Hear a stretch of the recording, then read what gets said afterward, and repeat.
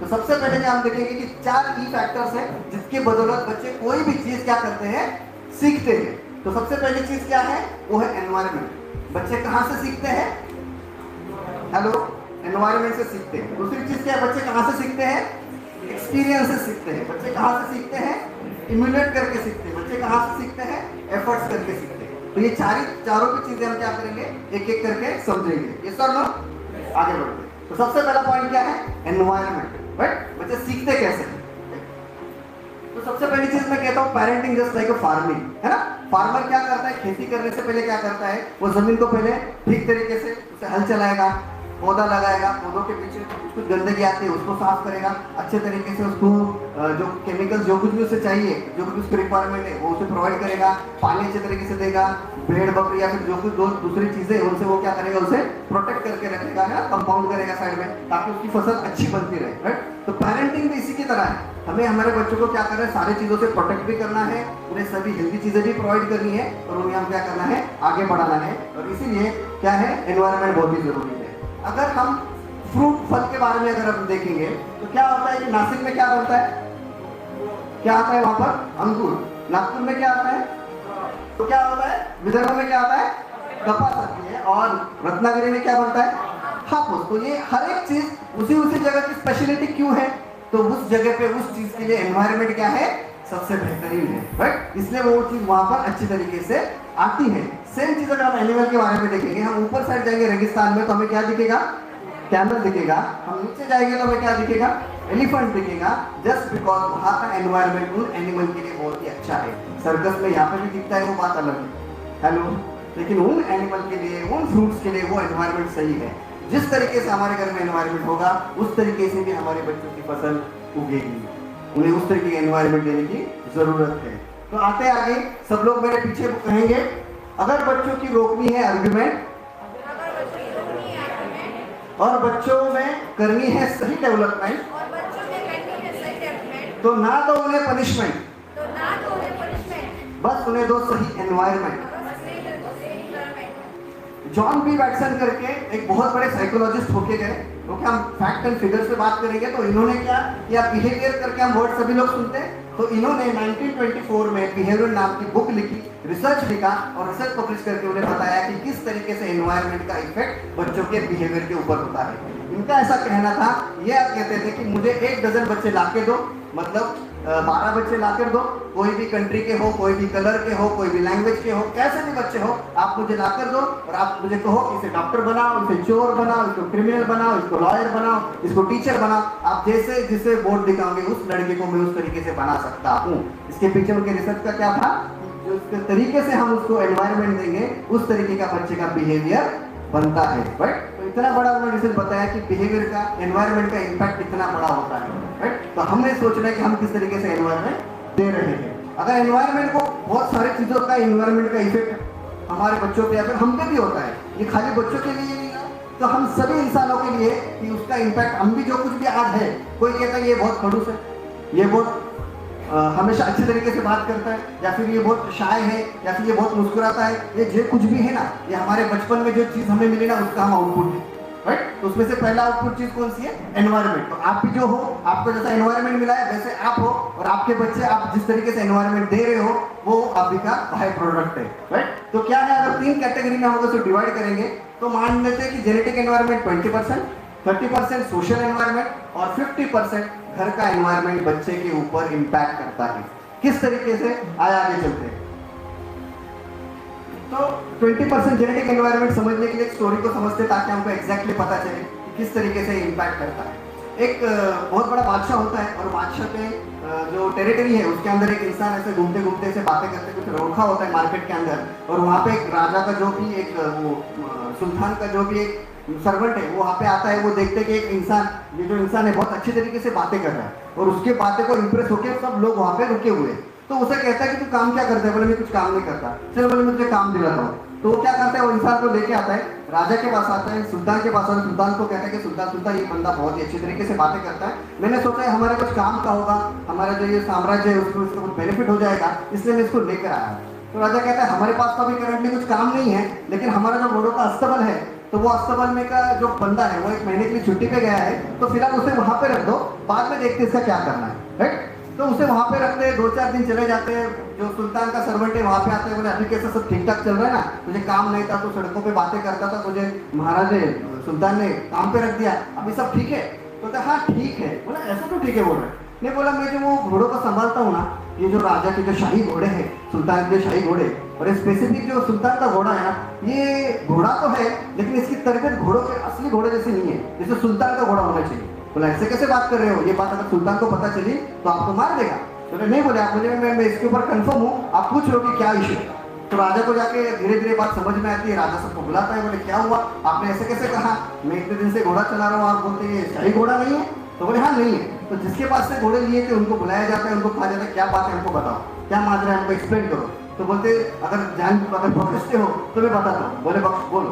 तो बोले जब भी हमारे पास ये सारे घोड़े होते थे, हम जो घोड़े का व्यापार करते हैं, तो सारे घोड़े एक दिन क्या हुआ, बेच दिए गए, और एक घोड़े का जो बच्चा था वो रह गया, उसको किसी ने लिया नहीं। तो हमने क्या किया, वो घोड़े को हमारे पास रखा, तो रात में अकेला रहने की वजह से चिल्लाता था, तो हमने क्या किया, उसे हमारा जो गाय भैंस का तबेला है तो उसके साथ में से ही रखते थे। और ये जो गाय भैंस है इसके साथ ये बड़ा हुआ है, लेकिन है तो ये असली नस्ल का घोड़ा, लेकिन गाय भैंसों के साथ में ये छोटे का बड़ा हुआ है। और जब बड़ा हुआ तो उसकी चमक धमक, उसकी चाल देख के आपने से पसंद किया और आप इसे हमारे तरफ से लेकर गए। तो बोलते ऐसा है क्या, ठीक है। तो राजा को ये बात समझ में, राजा बोलते हैं कि फिर वो सर्वेंट को पूछता है तुझे कैसे पता चला कि शाही घोड़ा नहीं है, इसकी तरबियत उनकी जैसी नहीं हुई शाही घोड़ों की तरह। तो बोले राजा जब भी कोई घोड़ा होता है ना, वो क्या करता है पता है, कि जब भी घास उठाएगा तो ऊपर मुंह करके खाना खाता है ना, उसको चबाता है। लेकिन आपका घोड़ा हमेशा क्या करता था, मैं उसे रोज देखता था, जब भी खाना में उसे जाके देता था, घास की घास उसे देता था, तो घास उठाता था और नीचे मुंह रख के चबाता था और बहुत देर चबाते रहता। तो मैंने कहा कि इसका 100% इसकी परवरिश उसी एनवायरमेंट में नहीं हुई है जैसे शाही घोड़ों की होती है, राइट। तो इसकी एनवायरमेंट कहा तो गलत जगह पे हो गई है। तो ये सुनने के बाद राजा खुश होता है, बोलते हैं तू तो बहुत ही टैलेंटेड है, और इसकी खुशी के मारे उसको 200-300 भेड़ बकरियां गिफ्ट में दे देता है, 100 एकड़ जमीन गिफ्ट में देता है। बोले जा मैं तेरे खुश हो गया। तो प्राइज देने के बाद भी होते हैं अभी एक काम कर, घोड़ों के अस्तबल से निकल के तू महल में आ जा, तेरी जगह वहां पर है, तो बहुत काम का बनता है। फिर वो महल में आ जाता है और कुछ दिन 2, 4, 5, 8, 10 दिन चले जाते हैं, तो वो जो राजा का सर्वेंट है फिर उसे आके मिलता है, कहता है कि अरे अभी तो ठीक है ना, तू तो रास्ते पे था, रास्ते पे शाही तबेले पे आ गया, और शाही तबेले पे से तू तो राजमहल में आ गया, तेरी तो तकदीर चमक गई। बोले हाँ ठीक है। बोले ऐसे क्यों कह रहा है, कुछ डाउट है क्या? बोले हाँ डाउट है। बोले क्या डाउट है? बोले ये जो राजा की रानी है ना, ये असली रानी नहीं है, ये महारानी तो है, लेकिन वो जो महारानी होती है ना, उसकी क्वालिटी उसके अंदर नहीं है। बोले अरे ऐसा क्या बोल रहे हो, घोड़े तक ठीक था, राजा की महारानी पे चला गया तो 100% मरेगा। और ये बात धीरे धीरे राजा के कान पे चली जाती है, राजा उसे बुलाता है, बोले क्या बोल रहे हैं मेरे बेगम के बारे में? तो बोले आप कुछ भी इंक्वायरी करो, लेकिन मुझे डाउट है कि ये महारानी नहीं है। तो फिर उसके घर वालों को बुलाया जाता है, उसको पूछते क्या माजरा है हमको बताओ। तो उसके अम्मी अब्बा कहते हैं कि क्या हुआ, जब आपके महाराज मतलब आपके पिताजी जब हमारे पास आए थे तो उन्होंने कहा था कि दो जो साम्राज्य है, बड़े बड़े राज्य है, तो इन दोनों के अंदर आपस में प्यार मोहब्बत रहे, तो इसलिए मेरा जो बेटा बड़ा बेटा है, आपको अगर लड़की हो गई तो उसके लिए मैं मेरे बेटे के लिए वो आपकी बेटी को लेकर जाऊंगा, उसे बहू बनाऊंगा, और हमारे राज्य हमें दोनों की जो हमारा एम्पायर है उसके अंदर अच्छे ताल्लुकात रहेंगे। और हुआ क्या कि उस वक्त हमें लड़का हो गया, और लड़का होने के बाद हम टेंशन में आ गए। सेम उस टाइम में हमारी जो काम वाली बाई है, मतलब हमारी जो सर्वेंट है, ओके, उसको क्या हुआ था, लड़की हो गई थी। तो हमने क्या किया, उसे बहुत सारे पैसे दिए, उसे कहा तेरा बच्चा तू संभाल, तेरे पास रख तू, लेकिन महल में रहते जा, लेकिन उसे हम महारानी करके बताएंगे, किसी को बोलना नहीं तुझे बच्चा हुआ है, हम कहेंगे हमें ट्विंस हो गए, राइट। और फिर ऐसा अनाउंसमेंट की जाती है कि ट्विंस हो गए, और वो बच्चे की तरबियत बड़े ऊपर से हम वो रानी की जैसे उसकी तरबियत करते हैं, लेकिन वो सारी होने के बाद फिर इनके साथ में उनका निकाह किया जाता है। तो राजा को ये बात समझने के बाद राजा टेंशन में आता है। राजा कहते हैं कि ऐसा कैसे हो गया यार, मुझे इतने साल में पता नहीं है, तुझे कैसे पता चला, क्या राजा मुझे बता। तो बोलते हैं राजा जब भी कोई महारानी होती है ना, कोई राज्य की महारानी होती है, तो वो क्या करती है, कभी भी बड़े बड़े डिसीजन होंगे तो क्या करती है, या फिर छोटे भी डिसीजन होंगे तो क्या करती है, राज्य के जो भी मंत्री संतरी बड़े बड़े लोग हैं इनको बुलाती है, उनके साथ में सलाह मसलत करती है, और जो कुछ भी डिसीजन लेना है वो सुन के उनकी बातें महाराज को डिस्कस करके वैसा ऐलान करती है। लेकिन आपकी जो रानी थी, मैं देखता था ये क्या करती थी, घर के अंदर के छोटे छोटे भी मसाइल होंगे तो क्या करती थी, सब सर्वेंट को लेती थी और उनके साथ में बैठ के डिस्कस करती थी। तो मतलब ये बिहेवियर रानी वाला नहीं है, ये सर्वेंट वाला बिहेवियर है, इसलिए मुझे डाउट आया कि आपकी महारानी नहीं है। तो ये सुनने के बाद राजा और खुश हो जाता है, और उसको 200-300 बकरियां गिफ्ट में दे देता है, और कहता है कि यार तू तो काफी होशियार है, और 100 1 एकड़ जमीन लेकर जा, है ना। तो ऐसा पूरा खुश हो जाता है, राजा उसको खुशी के मारे बहुत सारे बकरियां और जमीन दे देता है गिफ्ट में। फिर कुछ दिनों के बाद क्या होता है कि राजा ऐसे महल में घूमते घूमते राजा को डाउट आता है कि ये तो सारे लोगों के बारे में जानता है, फिर उनके बारे में बताता है, तो इतने दिन से ये मुझे देख रहा है, तो इसको पूछते कि मेरे बारे में आपका क्या ख्याल है।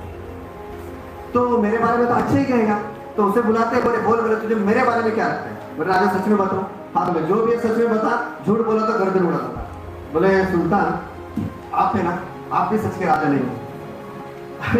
राजा के बारे में सुन के वो टेंशन में आ रहा है, तो ऐसे कैसे कह रहा है, मैं इतने बड़े साम्राज्य का सुल्तान और तू मुझे बोलता है कि तुम राजा नहीं हो करके, तो सुल्तान नहीं हो। हाँ बोले आप इंक्वायरी करो कि आप सुल्तान नहीं हो। फिर उनके अम्मी अब्बा जो दूसरे साम्राज्य पे रहते हैं उनको बुलाया जाता है, बोले क्या डाउट है हमको बताओ क्या मसला है। तो फिर उनको पूछते तो बोलते कि जब आपका पहला ही शोर में जब पहला लड़का हुआ, तो पहला लड़के होने के बाद वो क्या था, अपाहिज था, और इतने बड़े जो सुल्तनत है, इतनी बड़ी सुल्तनत अपाहिज बच्चे के हाथ में देना ठीक नहीं होगा, लोगों के साथ अन्याय किए जैसा होगा। इसलिए हमने क्या किया, उस वक्त में एक भेड़ बकरियां चराने वाला इंसान हमारे इधर आया था हमारे सल्तनत में। तो हमने उन्हें क्या किया, हमने उन्हें बुलाया और बोले आपका बच्चा हमको दे दो, क्योंकि उसे उस वक्त लड़का हुआ था, और उसे कहा कि बहुत सारी दौलत ले जा और इस दुनिया के अगले टोक में चला जा, किसको बता मत कि ये बच्चा तेरा है। तो हमने उसको बहुत सारे पैसे दिए, वो खुश हो गया, वो चला गया। फिर हमने आपकी तरबियत की और आपने हमारी जो तरबियत की उसके ऊपर आप सही ठहरे और आप इतने बड़े सल्तनत के सुल्तान बन गए। तो बोले फिर ये सारी सिनारियो सुनने के बाद में ये टेंशन में आके बैठता है, बोलता है यार क्या हो गया। तो उसे पूछता है तुझे कैसे डाउट आ गया, ना मुझे आया ना लोगों को आया ना किसी को पता चला, तुझे कैसे पता चला ये बता। बोले जो भी कोई सुल्तान होता है ना, कोई महाराजा होता है, कोई सुल्तान होता है, तो वो क्या करता है जब भी कभी खुश होगा ना, तो हीरे जवाहिरात है ना, सोना पैसा ऐसा कुछ तो कुछ सामने वाले पे लुटाता है। लेकिन आप क्या करते थे, जब भी खुश होते थे भेड़ बकरियां दे देते। तो मैं बोला ये जेनेटिकली राजकुमार या फिर महाराज या फिर सुल्तान नहीं है, ये सुल्तान जैसा है लेकिन सुल्तान नहीं, राइट। तो फिर मतलब क्या, तो उसके ऊपर उसके जेनेटिक एनवायरनमेंट का इम्पैक्ट रहता है। जिस तरीके से उसकी परवरिश हुई होगी, जिस तरीके से उसे हम एनवायरनमेंट देंगे, उस तरीके से बच्चे बनते हैं। तो इसी में एक बुक मैंने पढ़ी थी जिसके अंदर लिखा था what is a man, man is equal to DNA plus environment. जैसे अम्मी अब्बू होंगे, कभी कभार ऐसा होता है कि अम्मी अब्बू कम लिखे पढ़े होते हैं, लेकिन वो चाहते हैं बच्चा फर्स्ट हाई स्कूल में, हेलो, और बच्चा कम मार्क्स लेके आता है तो बोलते क्या गधे को इतना भी नहीं समझता, वो कहता है आप ही का बेटा, हेलो। तो क्या कि एनवायरनमेंट का इम्पैक्ट बच्चों पे होता है, राइट। तो 20% इम्पैक्ट किस तरह का होता है, एनवायरनमेंट का, जेनेटिक एनवायरनमेंट।